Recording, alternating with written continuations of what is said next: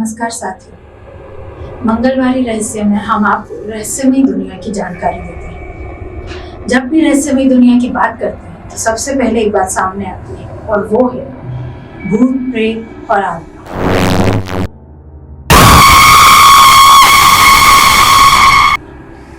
वैसे वैज्ञानिकता के इस युग में भूत, प्रेत और आत्मा को विज्ञान से साबित नहीं किया जा सकता, पर यह बात ये भी है कि कुछ तरीके ऐसे भी हैं जिनके द्वारा आत्मा को बुलाया जा सकता है।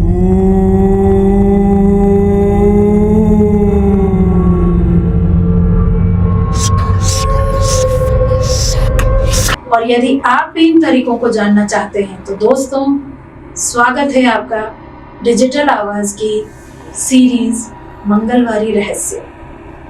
वीडियो को बिना स्किप करे अंत तक देखते रहिए। चलिए वीडियो शुरू करें। प्राचीन सभ्यताओं के काल से ही आत्माओं को बुलाकर उनके माध्यम से अपने जीवन की समस्याओं के हल का प्रचलन रहा है। कहते हैं कि अच्छी और बुरी दोनों तरह की आत्माएं होती हैं, लेकिन मान्यताओं का कोई वैज्ञानिक आधार नहीं है। बहुत से लोग भूत भगाने या बुलाने का दावा करते हैं। इस प्रचलन के बीच पिछले कुछ वर्षों से आत्मा को बुलाने के कुछ तरीके इजाद हो गए। कहते हैं कि इन तरीकों का इस्तेमाल करके कुछ लोगों ने मुसीबत मोल ले ली है, तो कुछ के दावे के अनुसार उन्होंने अपनी समस्याओं का हल पा लिया। हालांकि यह दावा कोई नहीं करता कि ये तरीके सही है। ज्यादातर काम में लिए जाने वाला सबसे पहला तरीका, आजकल लोग प्लेन चिट के माध्यम से आत्माओं को बुलाते हैं। एक शीट पर अंग्रेजी के अक्षर और गिनतियां लिखी होती हैं। बीच में सर्कल बना देते हैं जिसके आसपास यस और नो लिखा होता है। सर्कल पर उल्टी कटोरी रखकर 3 लोग उस पर अपनी उंगली रखते हैं और अगरबत्ती लगाकर आत्मा का आह्वान करते हैं। जब आत्मा आ जाती है तब वह कटोरी अपने आप ही चलने लगती है और पूछे गए सवाल का जवाब ये कटोरी यस या नो में देती है। एक और दूसरा तरीका जो बहुत प्रचलित है वो है ouija बोर्ड।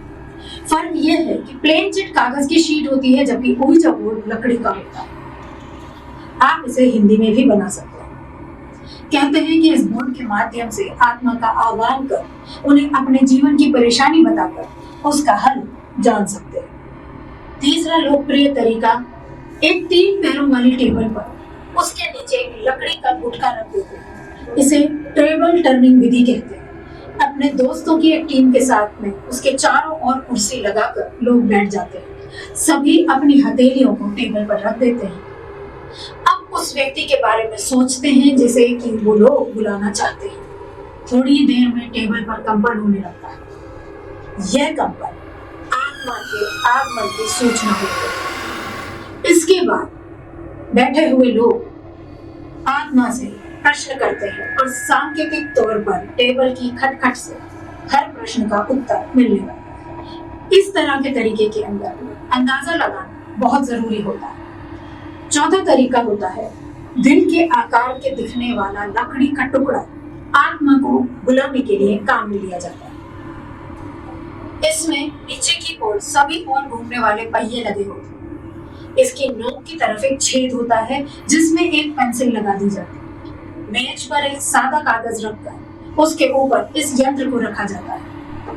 इसके बाद जिस आत्मा को बुलाना होता है उसका आह्वान किया जाता है। जैसे ही आत्मा आती है यह यंत्र अपने आप चलने लगता है। यंत्र में लगे पेंसिल से आत्मा पूछे गए प्रश्नों के उत्तर देने लगती है। इस तरीके में भी पहले 2 तरीकों की तरह उत्तर आत्मा से सीधे मिलता है। 5वां तरीका, अक्सर हम सुनते हैं कि किसी व्यक्ति के शरीर में देवी या देवता आते हैं। देवी या देवता उस व्यक्ति के शरीर के माध्यम से लोगों से जुड़कर उनकी समस्या का समाधान करते हैं। इसका मतलब यह है कि आप किसी संवेदनशील व्यक्ति को माध्यम बनाकर आत्मा से बात कर सकते हैं। एक अन्य तरीका यह है कि प्रयोगकर्ता खुद ही आत्मा का माध्यम बन जाता है। इसके लिए वह पहले एक टेबल लगी कुर्सी पर बैठ जाता है। टेबल पर एक कोरी शीट रख लेता है और फिर वह हाथ में एक पेंसिल हल्के से पकड़कर रखता है। इसके बाद वह आत्मा का आह्वान करता है, कुछ देर बाद ही उसके हाथ पर भारीपन लगने लगता है और पेंसिल हिलने लगती है। हाथों में रखी पेंसिल खुद ही कागज पर चलना शुरू हो जाती है और लिखित या कहे गए प्रश्नों के उत्तर देने लगती है। इसके अलावा कुछ लोग दर्पण के सामने खड़े हो जाते हैं जहां उन्हें आत्मा दिखाई देने लगती है। कुछ तांत्रिक कांसे का थाल, मिट्टी की हांडी, कांच के गिलास, आईना, तो कुछ मोमबत्ती, दीपक, तेल और अनाज के ऊपर आत्माओं को बुलाते हैं। ऐसे कई और भी तरीके हैं जिससे आत्माओं को बुलाया जाता है। आत्माओं को बुलाना आस्था और अंधविश्वास का मामला है। कुछ लोगों के लिए यह महज मनोरंजन भी हो सकता है और हो सकता है कि यह आपके लिए खतरनाक सिद्ध हो जाए।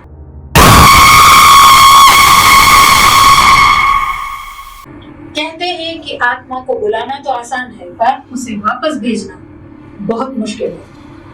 इसलिए इस तरह के कोई भी कार्य को करते समय स्वविवेक से काम करें। खैर, आपका इस सब के बारे में क्या कहना है हमें कमेंट करके जरूर बताएं।